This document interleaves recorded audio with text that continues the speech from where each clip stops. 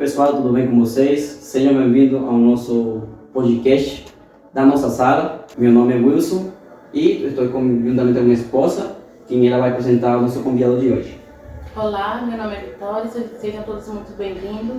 E hoje está com a nossa missionária Creide, que ela seja muito bem-vinda, que é um espaço onde a gente vai dividir experiências, testemunho e contar um pouco da história dos nossos convidados. Para começar o dia de hoje, né? Nós queremos saber um pouco de você, um pouco da sua história, o que você faz. E para começar, queria saber qual foi o momento mais feliz da sua vida. Olá pessoal, tudo bem? Boa tarde para todos. O momento mais feliz da minha vida foi quando eu tive o meu chamado de missionária. Foi um momento de muita dificuldade. Eu passei por algumas experiências meio conturbadas, né? Vindo da minha primeira separação com 2 filhos pequenos. E um dia Deus usou um morador de rua para falar comigo que eu seria mãe de uma grande nação. Sim. E aquilo ficou na minha cabeça. E quando eu voltei para minha casa, parece que, sabe quando fica gravado? Sim. Você chega e ouve, né? E eu falei para Deus, fiz uma experiência com Deus. Eu falei, Deus, se for verdade que eu serei mãe de uma grande nação, que o Senhor mude a minha história. E Deus realmente mudou a minha história. Ele fez do jeito que ele falou. E você poderia contar um pouco sobre essa história do morador de rua, falou para você? Sim. Então, nesse dia foi muito doido, né? Eu saí da empresa que eu estava trabalhando. Naquele dia, geralmente, eu estava sem alimento para comer. Eu sentei na praça e ali eu comecei a chorar, porque os meus filhos só tinham um pouquinho de comida em casa. E eu estava sentada, eu lembro como se fosse hoje, ali perto da antiga rodoviária. Eu sentei no banco e fiquei ali, imaginando o que seria da minha vida. Sim. De repente, esse morador de rua, ele veio, sentou do meu lado e ele olhou para mim e falou assim, moça, não chora. Você será mãe de uma grande nação. Talvez você não tenha nada hoje, mas Deus vai te dar muito. E hoje, graças a Deus, para a glória do Senhor, né, eu sustento mais de quase 1.000 crianças entre Brasil, África, Venezuela, Chile, Peru. Que bom. E Amazonas. Um trabalho bem grande, né? Sim. Bem grande. Sim. E quando você fala na parte de que Deus falou para você através de um morador de rua, às vezes a palavra de Deus vem da onde a gente menos espera. Exatamente, porque tipo, a gente, às vezes você vai numa igreja esperando que alguém que prega muito, Deus vai usar, né? Deus, ele está em todos os lugares. Deus, ele usa quem ele quer e não aonde ele quer, né? Eu nunca imaginei que Deus usaria um morador de rua para falar que a minha história seria mudada. E realmente, graças a Deus. É como aquela história da Bíblia, que aquele homem vai caminhando e aquele... É o nome daquele animal? Asna, burra. Porque você fala espanhol. Deus usa um jumento para falar com o homem. Sim. Talvez nós esperamos que seja outra coisa. Mas Deus usa o que Ele quer para falar nossas vidas. Exatamente. Né? Para mudar nossa vida. Tipo assim, né? Você pode estar no seu pior momento. Eu acredito que nós somos amados filhos do Senhor, né? Então, o seu pior momento pode ser aquele momento que Deus, ele quer provar você, ele quer mostrar para você que você consegue fazer algo diferente. E ele vai usar quem ele quer para falar. E fala no momento que você menos espera. No meu caso, sentou um morador de rua, ele estava sujo, com uma roupa marrom toda suja, né? As mãos dele estavam sujas, mas eu acredito que Deus estava usando ele para falar comigo. No momento, né? Talvez poderia ser o próprio Deus, a gente não espiritual. É igual uma vez que aconteceu comigo, eu estava saindo do meu trabalho, e eu estava também passando um momento, precisava de uma palavra de Deus. Aí eu estava falando, Deus, me fala de uma coisa, preciso que me fale de uma coisa. E veio um morador de rua com um saco aqui e me falou, Jesus te ama. Era tudo que eu precisava naquela hora. Tudo que eu precisava, não precisava mais nada. Não podia falar só isso, Jesus te ama. Nós só precisamos ouvir a voz de Deus. Quando estamos atentos à voz de Deus, a palavra, ela penetra no nosso coração, né? Porque se aquele dia eu não estivesse sensível à voz do Espírito Santo, talvez para mim não faria diferença alguma, né? Sim. Mas o próprio Deus usou ele para falar comigo e eu voltei para minha casa sempre lembrando do que ele me falou. O que poucas pessoas sabem sobre você? O que poucas pessoas sabem sobre mim é que eu sou formada psicóloga e faço parte da terapia. Eu vou falar um pouquinho sobre isso. Pode falar. Eu fui estudar, fazer faculdade, para me especializar, porque eu tenho um trabalho muito grande na Bolívia com crianças órfãs. E na Bolívia tem muitas crianças que a gente cuida, que são crianças abusadas sexualmente, passam muita necessidade, né? E na minha cabeça eu ia estudar para poder dar uma assistência para as crianças, Sim. né? Porque a gente faz alguns trabalhos lá e a gente se depara com muitas histórias de abuso, né, que tocam no profundo da nossa alma. E quando se trata de criança, eu acredito que seja pior, né? Afeta mais, né? Sim. E eu fui estudar a terapia, me formar para eu dar uma assistência para eles, mas Deus me levou para uma outra direção, para tratar de mulheres e principalmente eu fui para a área de suicídio e depressão, uma área bem profunda que talvez assim para as crianças agregue um pouco, Sim. mas é uma coisa muito mais profunda para tratar do ser humano. Nessa parte que você está estudando agora, ou já estudou, né? Já estudei, Já estudou sim. você. Na verdade, nós somos eternos estudantes, né? Sempre, Quanto todo mais dia, você todo dia aprende, aprende. mais você quer aprender, né? E o motivo pelo qual você começou a estudar ou queria se formar foi qual? Exatamente esse, porque as crianças elas eram muito abusadas. Eu ia para a linha infantil, né? Ia procurar ser uma terapeuta infantil somente de crianças. E você conseguiu exercer essa parte de criança ou não conseguiu? Não, eu exerço a parte infantil como missionária. Porque eu acredito que seja uma maneira diferente de eu abordar as crianças. Porque se eu chego como uma terapeuta, talvez eles até se assustariam, né? Mas a Cleide, missionária, que todos conhecem, ela é diferente. Ela vai para o campo missionário pintada de palhaça, com uma roupa colorida, para cativar as crianças, né? Sim. Porque criança gosta de alegria, e a gente tem que ser alegria. Você trabalha aqui também nessa parte também? Também. Então eu imagino que, imagina a criança olhar para mim, a Cleide terapeuta, ela é uma doutora, talvez não seria uma abordagem tão inspirada quanto a missionária. E a criança sempre tem essa parte, é médica, fica com medo, né? Hospital e tudo, né? Exatamente isso. Mas essa é uma parte que quase ninguém sabe porque eu fui estudar a terapia. Por causa de ajudar, né? Sim.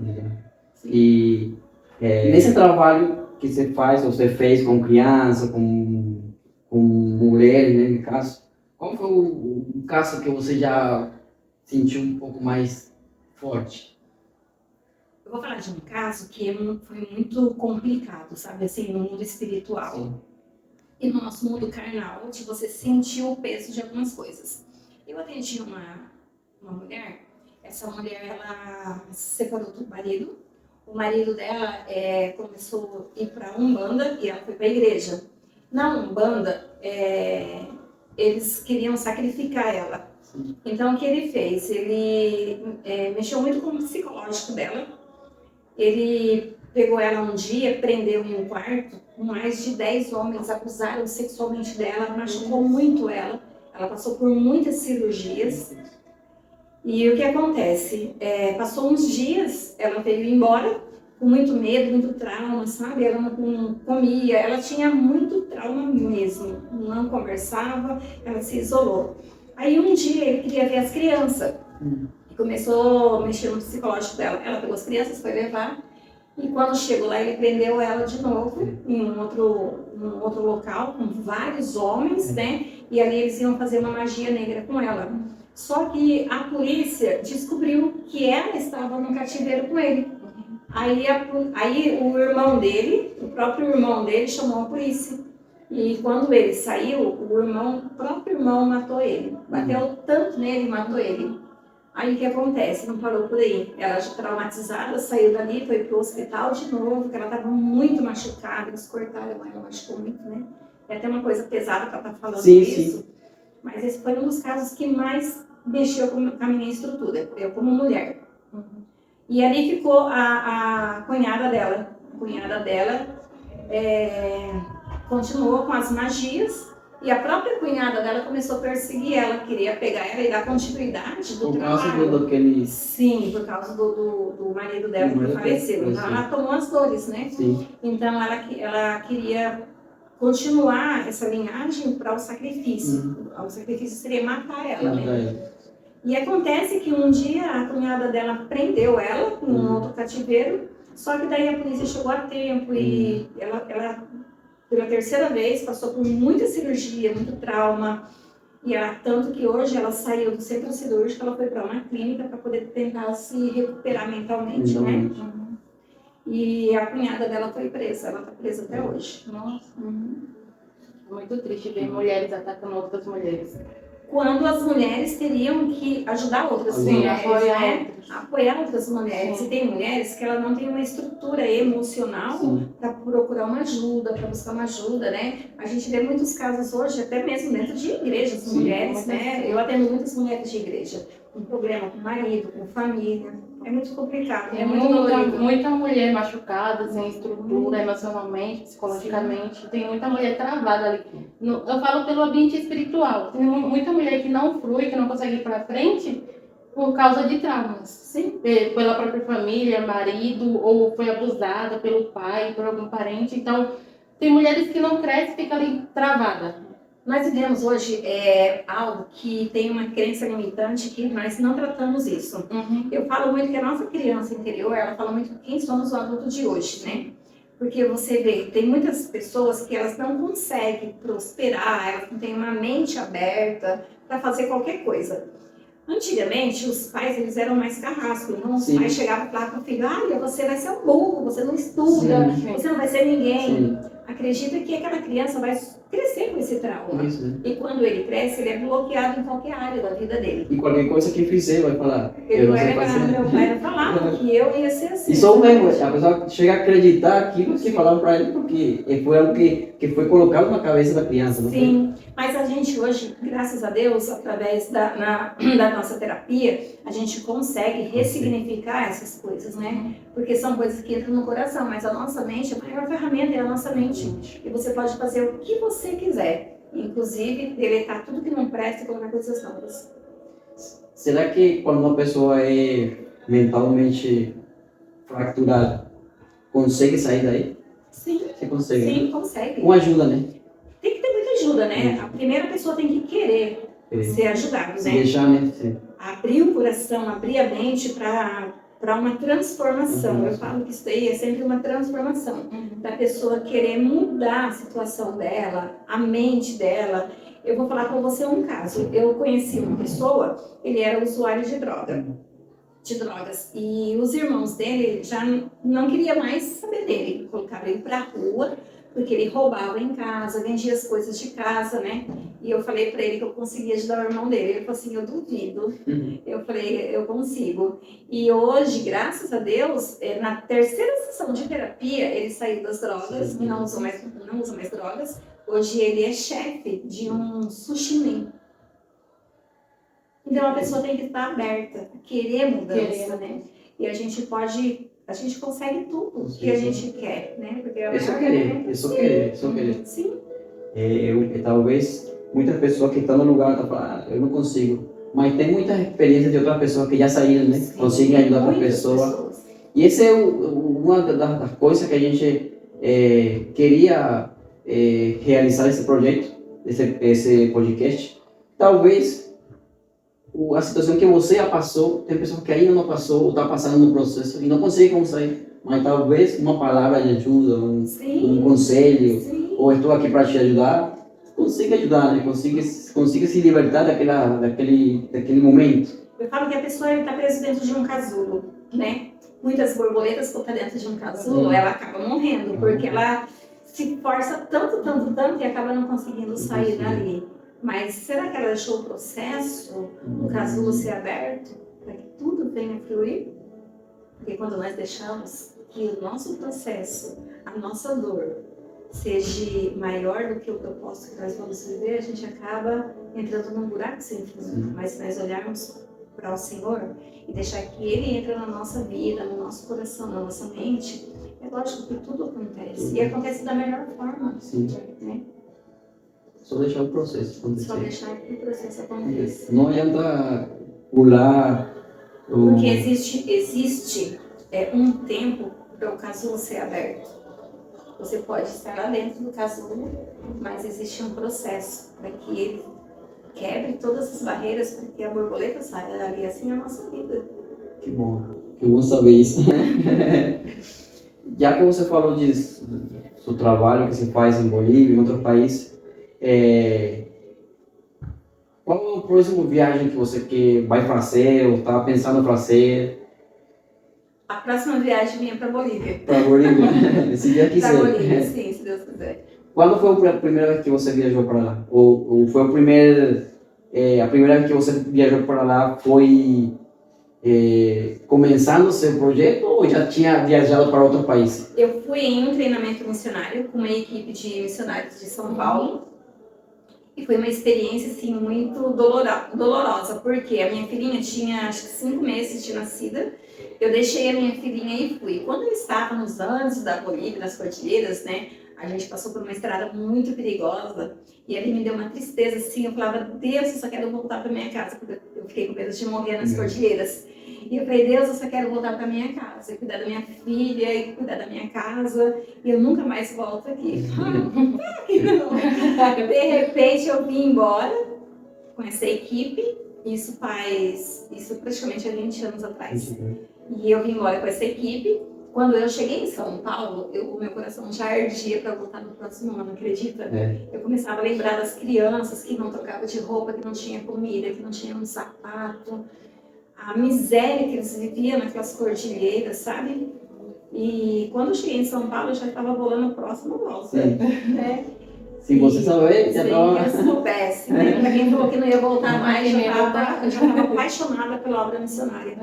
E daí eu vim embora, passou-se um ano, e eu sei que julho é o ano que a gente pega as crianças que estão de férias, né? Eles vão trabalhar no campo, num serviço, muito serviço escravo infantil. E eu já estava planejando de voltar em julho. E daí a equipe que me levou para treinamento, nunca mais nenhum deles voltaram. Inclusive já apareceu quase todos. E daí eu voltei sozinha. Não acredita? Eu voltei sozinha. Você montou um time, você sozinha? Eu montei um time eu mesma. Foi um trio. O Pai, o Filho e o Espírito Santo. Então assim, eu voltei só. E depois há 20 anos eu faço trabalho na Bolívia. Graças a Deus. E sou mãe de uma grande nação daquele país. E aí a perguntar, né, que se você já tinha pensado em desistir de tudo. Já porque a obra de Deus, ela é como Jesus disse para o apóstolo Paulo, né?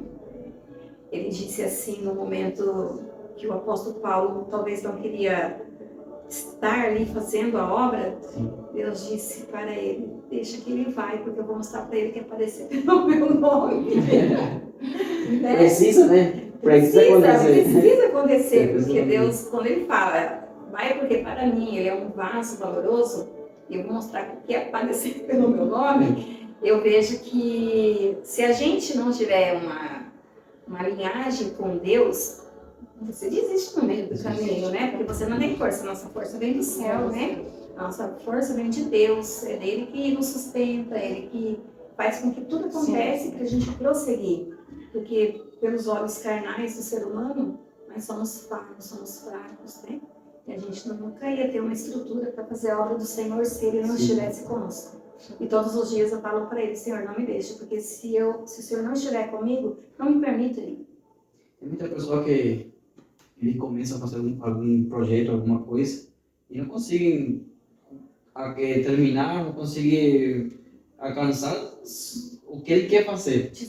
Desanima, né? Talvez deixa que aquele medo, aquela insegurança entre na pessoa e talvez pela mesma ajuda de Deus, mas mesmo assim a pessoa se bloqueia, né?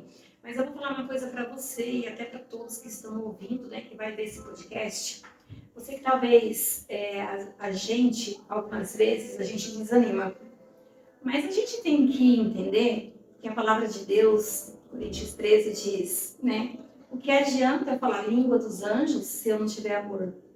eu posso ter o poder de transportar uma montanha. Imagina o poder que Deus nos dá. E a gente tem esse poder, acredita que tem. Você pegar uma montanha e transportar de um outro lado para o outro. Mas se você não tiver amor, a obra de Deus nada vale. Você pode Então, fazer, mas se não tiver amor, se não tiver não vale de amor, nada. e o mais importante é que muitas pessoas, às vezes, eles não conseguem entender que a palavra de Deus diz assim, ó, amar o teu próximo como a ti mesmo. Então eu pergunto muito, quanto você se ama? Para você amar alguém que você nunca viu na sua vida. Para você sair do seu país para outro país, amar alguém que você nunca viu, mas acredita.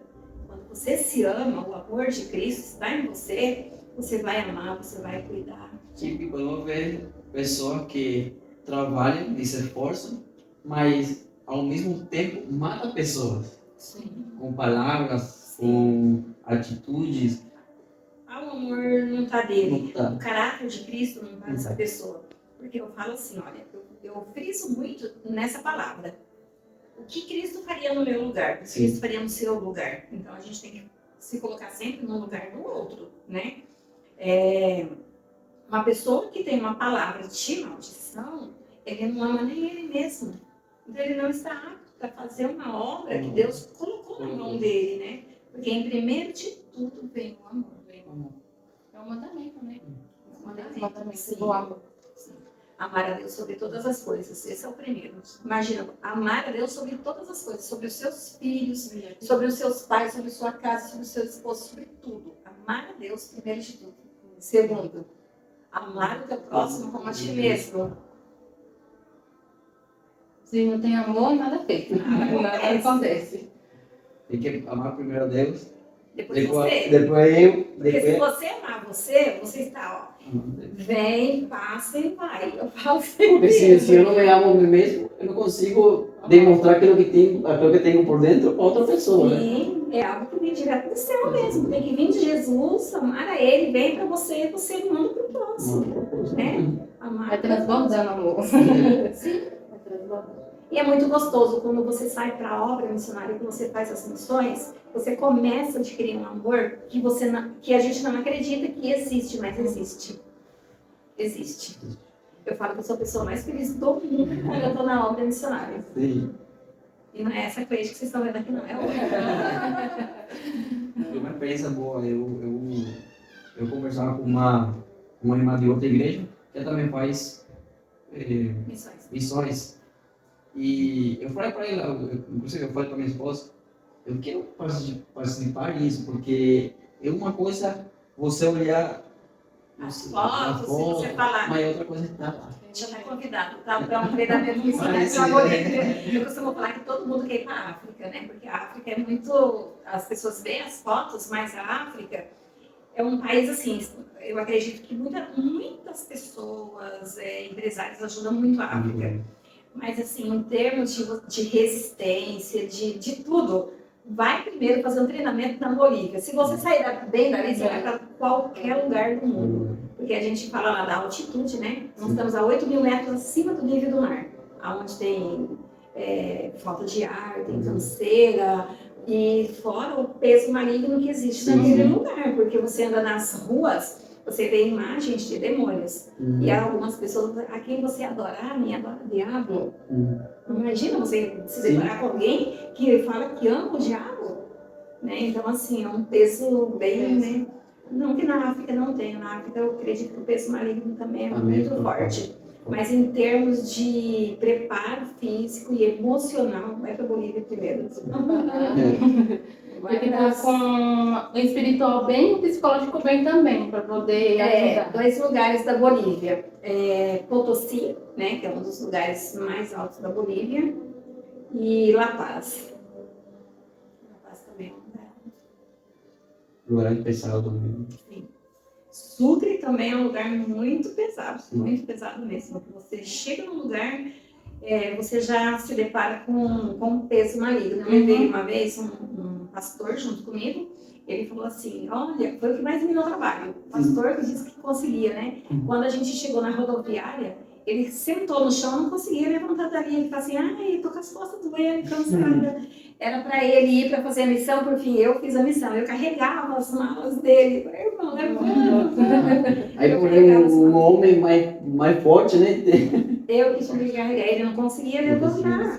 Deitar, porque o mundo espiritual ali é muito forte. Afeta tudo, né? Tudo que você... E o interessante é que, assim, você chega lá, você ouve, porque você já fica com uma falta de ar muito grande. E o peso maligno faz com que você sente o peso, sabe? Você fica com dor de cabeça, muitas coisas. E você ouve o diabo falar que você vai morrer. Em determinado momento, você fica ouvindo. E se você não tiver, assim, um preparo espiritual, dá trabalho. Dá trabalho. Que a pessoa tem que preparar tanto física como psicologicamente. Sim. E espiritualmente. Imagina você estar num lugar que você não conhece nada e nem ninguém. Tudo é privado. Se você ficar com uma dor de cabeça, você não pode ir para o hospital, porque é privado. E do nada escuta no ouvido. Do nada você ouvir, né, que você vai morrer, e vem aquela falta de ar, aquele negócio todo. E se você não estiver preparado, é muito complicado. Disposto a... Como fala a Bíblia, né? Que o guerreiro tem que estar preparado e Preparado pronto. com as suas armaduras. Mas esse é o grande desafio do amor. Entendeu? Esse é o grande desafio de você ir, como Jesus disse para o apóstolo Paulo, padecer pelo nome do Senhor. Isso não é padecer, né? Eu digo que isso não é padecer. É você levar todo o amor que você tem dentro de você. Sentir na pele o que seu irmão sente. Porque é fácil você estar na sua casa, ter uma cama boa para dormir, uma comida boa para você comer. Eu quero ver você ir sentir na pele o que o seu irmão sente. Quando chegar à noite, o seu irmão toma água quente para poder matar a fome. Crianças que trocam de roupa, trocam uma vez por ano, quando a nossa equipe de missões vai para levar para eles. Vocês vão uma vez por ano lá? Sim, na Bolívia uma vez por Uma ano. vez por ano? Mas dentro desse um ano vai para outros lugares ou só na Bolívia? Não, vou para outros lugares. lugares? Sim. A gente vai para o Uruguai, para a Venezuela, para o Amazonas. Tem todo um roteiro dos lugares onde a gente faz esse trabalho. Então vocês trabalham em cima de um roteiro? Sim. Durante o ano? Isso. Bastante coisa, quando for colocar assim na prática, é vários lugares, né, para ir visitar. Tem Esse... toda uma preparação. Sim, Tal. Esse ano eu não fui em nenhum lugar ainda, eu tô querendo ir pra Bolívia, mas eu só vou depois que a gente se casar, né? Mas assim, eu tenho uma equipe por trás, em cada país, que cuida do nosso trabalho. Tá? Então a gente manda assistência para eles, né? E eles dão continuidade no trabalho. Que bom, né? Tem pessoa que ajuda outra pessoa. Sim. E é um esforço, é uma dedicação, né? Sim. Se não tiver nada disso. Você que é da Venezuela, você sabe que as pessoas de fora do nosso país, eles têm um amor maior, né? Eles têm um amor grande. E não é como assim, o Brasil. O brasileiro ele é um pouco receoso, né? Tipo, você fala, vamos ajudar numa embalagem de uma roupa para a gente levar para a missão. Poucas pessoas querem dedicar um tempo, né? Mas eu falo que até o nosso tempo, ele não deixa de ser o dízimo da casa do Senhor. Sim. Qualquer coisa que você faz, né? No seu tempo. Para Deus. Para a obra de Deus, não deixa de ser um dízimo, né? Você está dando para ele, né? A gente, quando fala de dízimo, as pessoas já levam logo que é parte do dinheiro. Mas o dízimo também é a gente dedicar um pouco do nosso tempo, né? Para a obra de Deus. Teve mulheres que foram curadas de depressão fazendo esse trabalho, porque a gente ganha muita coisa, né? E a gente passa tudo por uma seleção, principalmente roupas. A gente lava, a gente passa, a gente embala. Então isso daí não deixa de ser também uma terapia para outras pessoas que precisam. Você coleta roupas em todo o Brasil? Ou só aqui em Indaiatuba? E depois quando Só em Indaiatuba. Só em Indaiatuba. A gente aqui tem, assim, graças a Deus, eu sou muito conhecida ali. Eu ganho muita coisa boa. Tem alguns empresários que ajudam a nossa ONG. Onde que fica a obra de vocês? Hoje ela está estabilizada só na minha casa. Só na minha casa. Aí se a gente quiser doar alguma coisa, a gente manda para sua casa. Isso, porque a gente está com espaço físico. Só que depois da pandemia a gente teve que fechar. Sim. É bom, né, saber porque tem pessoa que talvez está assistindo um vídeo, né? Quer doar, aí no final do vídeo a gente vai passar seu Instagram. Eu deixo o Instagram da ONG e o número do meu telefone. Tá bom. Aí qualquer de vocês que esteja assistindo esse podcast e quiser doar alguma roupa, brinquedo. Até valores, né, pai? Alguma coisa, qualquer coisa que a gente consiga receber é bom, né? Para Sim. ajudar. É bom. A obra de Deus, ela não caminha sozinha. Ela é um conjunto de pessoas, né? Desde o que decide ir até o que decide voltar para receber quem foi. Né? Aí você tem esse gratidão. Qual foi o melhor conselho que você já recebeu? O melhor conselho que eu recebi. O melhor conselho que eu recebi, eu acredito que seja sempre o conselho dos nossos pais, né? Pra gente ser alguém na vida, estudar bastante e seguir em frente. Mas um dos melhores conselhos que eu já recebi na minha vida foi caminhar com Cristo, né? E fazer a grande obra dele, porque em algum momento da minha vida eu quis abandonar tudo, deixar tudo, e eu falava, Deus não tá nesse negócio comigo. Só que um dia, um pastor amigo meu, ele falava assim para mim, Sinária, você não pode parar agora. Deus, ele conta com você, a obra conta com você. E foi um dia que eu estava em uma situação muito complicada, né? Passando por um processo no meu casamento. E eu fui para um monte buscar Deus e eu falei assim, hoje Deus tem que falar comigo, porque era um processo muito difícil, né? E quando eu cheguei no monte, eu comecei a orar a Deus, só que sabe quando você começa a conversar com Deus, você não tem mais palavras? Eu não tinha palavras, eu só chorava. Aquele momento meu mesmo, triste comigo, né? E eu falava para ele, eu falava assim, Deus, eu não vou mais fazer tua obra, eu não quero mais, eu tô pesada, sobrecarregada, e eu não via nada acontecer. E naquele exato momento, uma amiga minha, que dava muita assistência, ajuda para a nossa ONG, ela estava nos Estados Unidos, e ela ligou para mim, ela falou assim, ela ligou 2 vezes, a primeira eu não atendi, porque eu estava no monte, né, e a segunda vez ela ligou de novo. E na segunda vez eu atendi, daí ela falou assim, Sinária Cleide, eu estou te ligando porque aconteceu algo aqui na minha casa, tudo relacionado a um casamento, né, um relacionamento, e eu estava lá justamente pelo meu casamento, de algo que estava acontecendo comigo. E ela ligou para mim e falou assim, olha, o meu marido ontem me bateu muito e eu decidi hoje colocar um fim na minha vida. Acredita, ela tinha colocado uma corda, ela me mandou a foto para se suicidar. E ela falou assim que na hora que ela ia se suicidar, ela só me via na frente dela. E ela falava assim, você é um grande exemplo, então eu segui aquilo que Deus estava colocando no meu coração. Eu estou ligando para você justamente para te falar isso, porque essa manhã que eu decidi tirar minha vida, eu só via você na minha frente. Então eu vi que Deus estava ali trabalhando de alguma maneira, mas eu não sabia o que Deus estava realmente me falando. Sim. Porque existem coisas na nossa vida que a gente precisa passar. Então lá na frente a gente entender. Eu estava falando naquele processo sozinha. Sozinha. E através do seu processo, tinha outra pessoa. Outra pessoa passando quase pelo mesmo processo que o meu, né? E Deus trabalhou na vida dela para poder falar comigo. E acredita, viu? Eu não tinha, há muito tempo, eu fiquei sem entender essa mensagem. Eu entendo hoje. Trabalhar de Deus, né? Trabalhar de Deus. Deus sabe o que faz, né? Sim. Nós não sabemos de nada.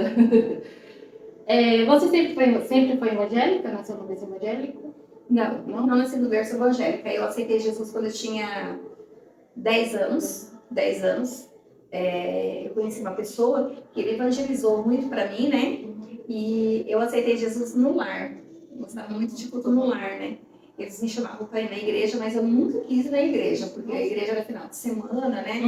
E os meus pais, muito católicos, eles não aceitavam.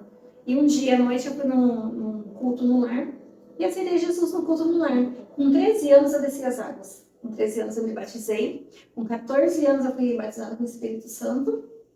E os meus pais não aceitavam. Crente dentro de casa, de jeito nenhum. Eles eram muito católicos. Mas para a glória do Senhor, minha mãe já descansa no Senhor. Ela descansou no Senhor, aceitou Jesus. O meu pai hoje, graças a Deus. A minha família quase toda hoje, graças a Deus, é evangélica. Que bênção.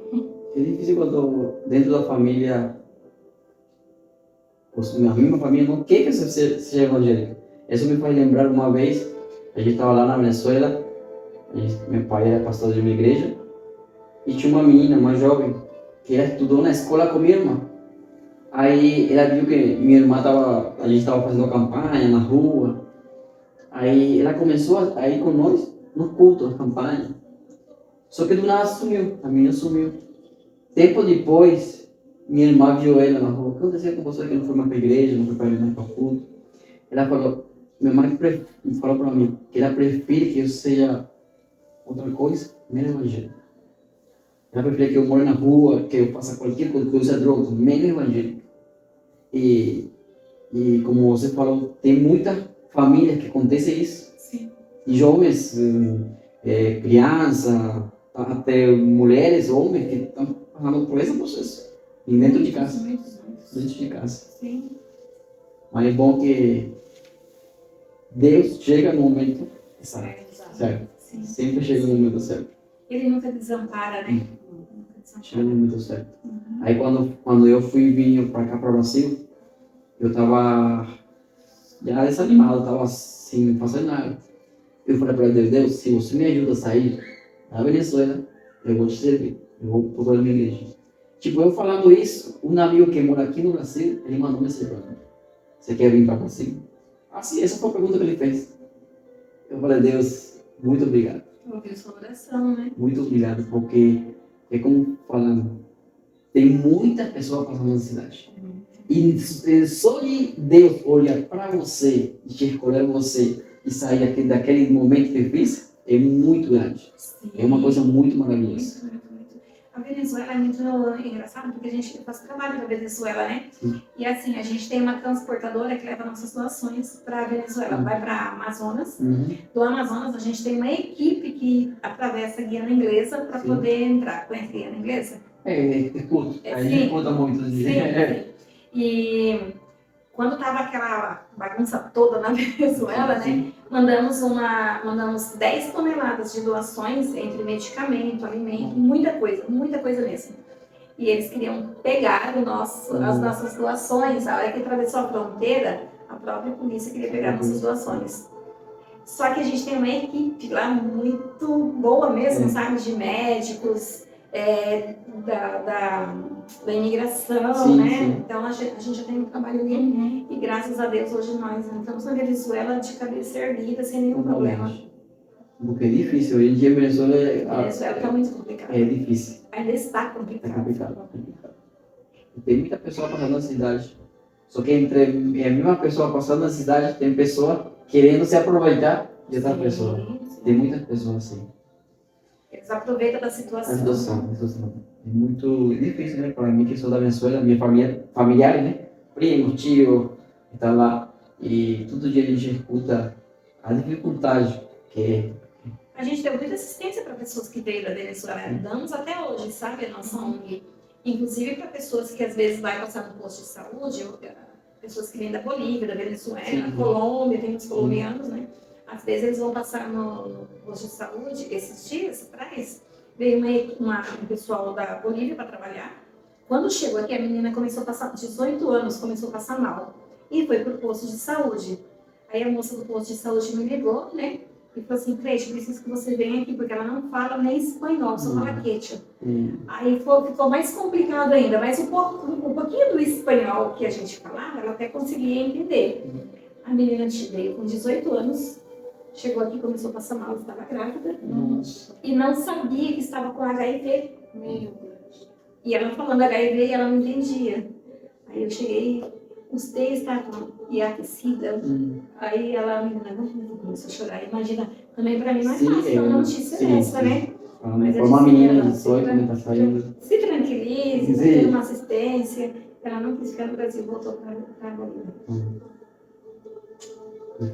Tem muita gente que vem, né, fica no Brasil por um tempo e volta, e depois volta. Muita gente. Sim. Eu queria, assim, tipo, entender um pouquinho o que passa na cabeça deles, porque por mais que não é a casa deles, eles estão lá totalmente desconhecidos, mas aqui, querendo ou não, não é um país maravilhoso, mas é um país que dá um pouco de assistência. Sim. E lá não, é Lá tudo não, privado. Né? Mas assim, eu conheço muitas pessoas que trabalham lá, trabalho escravo. Você sabe que tem muito isso, tanto na Venezuela quanto nos outros países. Eu conheci pessoas que trabalham 24 horas em troco de comida. Então, assim, eles se matam de trabalhar. Quando eles vêm pro Brasil, eles vão trabalhar na costura, muitos trabalham muito na costura, Sim. né? Então, tipo, lá eles não têm o que comer, não têm o dinheiro, não tem nada. Então, eles vêm pro Brasil, ganham aí um salário de 3 mil. Para eles estão ricos, Sim, né? sim. Então, eles vêm, juntam um dinheiro e eles voltam pro país A deles. moeda de aqui é maior que de lá? Tipo, Maior. aí na hora de fazer a conversão de moeda, eles levam um dinheiro bom, né? sim. Familiares, tudo. Sim. E para você aprender o espanhol, foi fácil, foi difícil? Fazer o curso, só na... Não, só foi na prática, Na na prática, raça. na raça. Na verdade, eu não falo espanhol, eu falo portunhol. É igual eu, só que... Só que o seu é mais brasileiro, É. né? Uhum. Mas eu arranho bem, arranho assim, né? Mais ou menos, né? Porque eu levo muita doação. Inclusive, minhas doações já quase foram presas na Bolívia, Sim. né? E daí eu desço no ônibus, sou pronta Tem com que falar. isso. Tu, pueblo! E daí eu falando, né? Mas tá tudo muito certo. Ah, dá certo. O bom é que dá para entender tanto de lá para cá, de aqui para lá. Sim, sim. É, que bom. Se você voltasse no tempo, Se eu voltasse no tempo, o que você faria diferente? Ou não mudaria nada na sua vida? eu acredito que todo mundo, se voltasse no tempo, faria muita coisa diferente, né? Muita coisa diferente. Às vezes a gente é um pouco egoísta em tantas coisas, a gente quer adquirir bens, né? Uhum. Bens, coisas materiais, mas isso são coisas que o céu já tem preparado para nós, né? Aquilo que é seu, Deus já vai trazer para você. Em algum momento a gente deixou de ser quem somos para correr atrás de coisas materiais. E as coisas materiais, elas fluem na nossa vida, normalmente. E assim, tem muita coisa que eu gostaria de ter feito e faria tudo diferente. Mudaria, né? Porque o pensar de faz 10 anos atrás não é o meu pensar daqui agora. Não é. A gente errou muito, né? Às vezes. Vivemos com crenças limitantes, Sim. que também nos bloqueou de muita coisa, né? Sim, faria muita coisa diferente. Pelo menos hoje em dia já você supera tudo, né? Já hoje em dia fala, não Hoje é sou mais isso, fácil. mas sou isso. Sim, Aqui. hoje é mais fácil, né? Hoje a gente tem a sociedade que ajuda mais as pessoas. Antigamente já não, né? Mas hoje a gente tem uma sociedade, tem vários lugares que, se você precisa, você tem uma ajuda, uma assistência de quem vem de fora também, né? Antigamente tudo é tabu, né? Ah, ajuda, mas... Então, mas eu faria muita coisa diferente, sim. Vale muita coisa. E já para finalizar esse podcast de hoje, né? Então, essa é a última pergunta. Quem é a Cleide? A Cleide tem várias versões. A Cleide é mãe, a Cleide é amiga, né? A Cleide é missionária, a Cleide é terapeuta. Talvez eu falar de mim é meio complicado, Sim, né? sim. Vai fechando. Mas assim, a Cleide é uma pessoa que tem um coração enorme, sabe? Ela é uma pessoa que ela deixa qualquer coisa para ajudar o próximo. Essa é a Cleide. Essa é a Cleide. Essa é a Cleide. Gosta de ajudar a pessoa. Sim. Trabalhar com os outros, Sim. né? Hoje em dia é difícil achar uma pessoa que gosta de ajudar. Normalmente eu sempre achava, eu quero. Mas nunca... As pessoas são mais egoístas, né? Quer tudo pra si. Sim. Tem muitas pessoas que não gostam de compartilhar, né? Não gostam de compartilhar aquilo que ela ganha, aquilo que ela faz, né? Eu acho assim, quanto mais somos gratos, mais o universo manda pra gente, né? Quanto mais você dá, mais você ganha. Então, o segredo de você ter sempre, é você também doar, né? Mas a Cleide, que está aqui hoje, é uma. A Cleide da terapia é outra, né? Mas a Cleide missionária, essa é mais da hora, né? Você gosta mais da Cleide missionária? Eu gosto da Cleide missionária. Ela tem uma versão mais infantil, sabe? Tanto uma versão mais infantil, que uma vez, há 4 anos atrás, a gente recebeu uma doação muito grande de brinquedos. Recebemos uma média de quase 1000 brinquedos. E tinha uma senhora que ela falou assim, eu quero muito embalar. E eu falei assim, tadinha, ela é tão sozinha, vamos deixar ela embalar todos os brinquedos. Ela pegou todos os brinquedos das meninas embalou todos os brinquedos. Imagina embalar 500 brinquedos. Ela ficou acho que 3 dias. E bem no dia das crianças, foi no dia que meu irmão faleceu. Ele estava doente.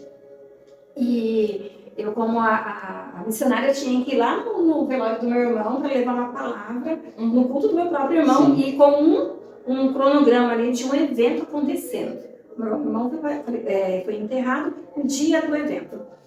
Quando eu cheguei no evento, antes do evento, eu cheguei, acho que o evento foi no sábado, eu cheguei na quinta, na ONG, eu vi aquele monte de brinquedo, tudo embalado, coisa mais linda. Quando eu olhei o lacinho dos brinquedos, eu falei, gente, vou fazer tudo de novo. Você acredita que eu passei a noite fazendo os lacinhos tudo de novo? E porque eu olhava, o lacinho estava feio, estava mal amarrado, estava muito mal feito. E eu fiz todos os lacinhos de novo. Aí depois eu parei e comecei a analisar. Por que a Cleide gostou tanto de um lacinho bonito? Porque a criança não está interessada no laço, ela está interessada no brinquedo. Mas qual era a criança interior que estava dentro de mim, incomodada com o lacinho?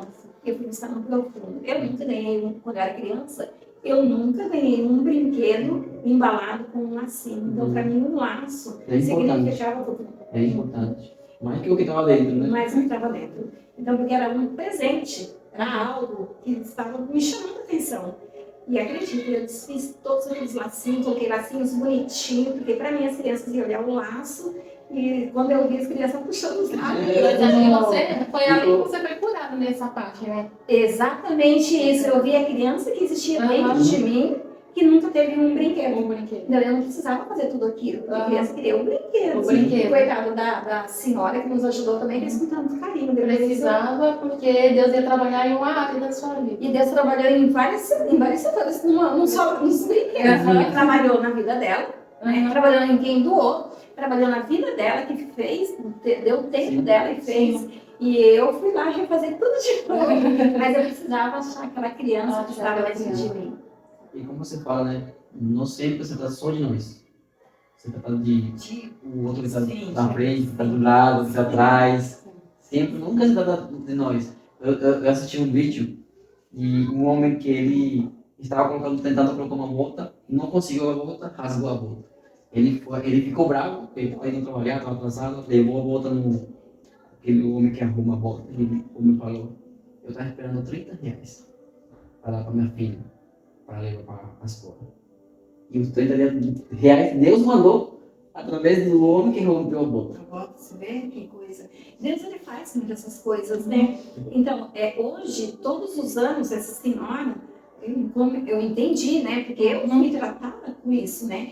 E hoje, todos os anos, essa senhora embala todos os brinquedos pra gente. É porque às vezes a gente é um pouco chata, né? Porque, tipo assim, se eu vou te dar algo, eu quero te dar algo bom. Você olha, ela caprichou, né? Sim. E é diferente. Agora você dá qualquer coisa, de qualquer jeito, né? Então, eu acho que tudo que você vai doar, doa do bom e do melhor e de coração. E é para terminar, um conselho que você daria para a pessoa que está assistindo o vídeo? Um conselho que você sempre ame o seu próximo, busque a Deus, né? Deus acima de tudo. Primeiro Deus, depois a sua casa. Ame o seu próximo, leve amor, leve uma mensagem, uma palavra, um abraço. Hoje as pessoas estão muito egoístas, como falamos aqui, mas acredita que um abraço salva muitas pessoas. Tem pessoas precisando só do seu abraço. Vai lá, abraça e leve seu melhor. Isso aí. Muito obrigado por estar conosco. Eu que agradeço. E desejamos que seja mais dia, mais entrevista. Chegamos ao fim de mais um episódio. E que neste episódio você possa ser edificado. Muito obrigada por ter dedicado um tempo, o seu tempo nos assistindo. E nós esperamos você no próximo episódio. Desejamos que você possa compartilhar esse vídeo com familiares, amigos, conhecidos que precisam de uma ajuda. Até o próximo capítulo do podcast da nossa sala.